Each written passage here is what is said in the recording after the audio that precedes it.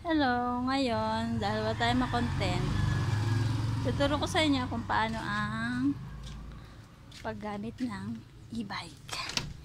Ito, ayan, ito yung sisian niya. Ito yung ano ng battery niya. Pag 52, full charge. 42, low bat. Ito yung per kilometer. Ayan. Ito yung ano niya. Hindi pa siya under kaagad pag ganyan. Ayan. Kailangan mo muna siyang patunugin.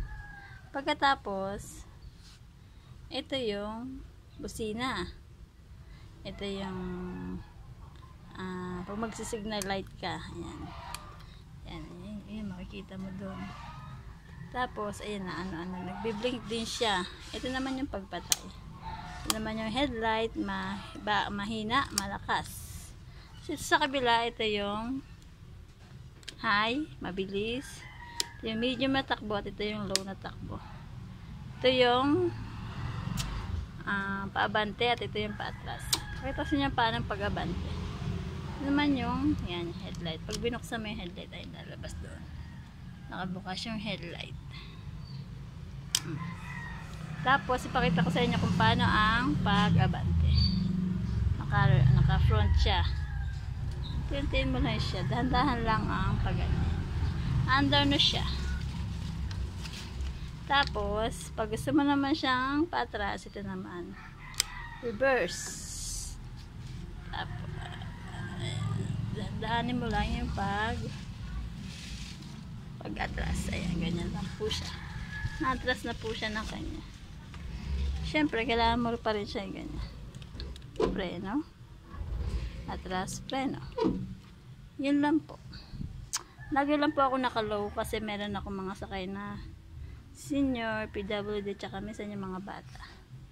Ayun lang po, madali lang po siya i-drive. Para ka lang, mas madali pa siya sa bike kasi hindi ka na nagbabalance. Ito, pag gusto mo siya patunugin. Ito naman, pag gusto mo siya yung alarm. At ito naman, pwede mo siyang paandarin kahit hindi nakasuksok yung susi. Pinutin mo lang ito ng 2 beses. Ayan. Hindi siya nakaano, pero ayan.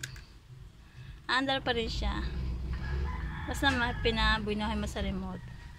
At ang pagpatay naman niya, dito lang din. Ayan. Nasira ito ng ano eh. Nasira ko na ito kakapindot. Ngayon, mas komportable ako nakasuksok siya. Kasi baka mawala ko yung susi. Yun lang po. Thank you for watching sa pagdadrive ko ng aking